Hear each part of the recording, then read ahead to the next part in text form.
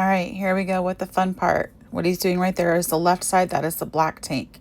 You want to open that lever and let all of the black stuff out. Then you want to close the lever.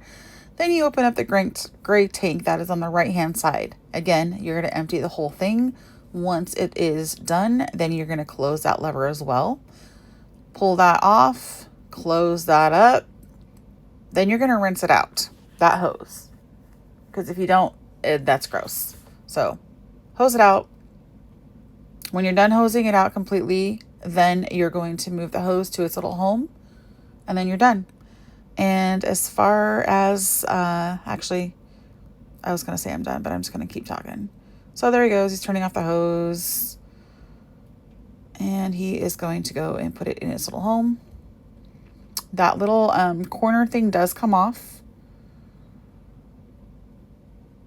And that goes actually in the back, and then the rest of it goes in the back of the RV right there. And then on the top, that little square thing that plugs up the back, and then that's it.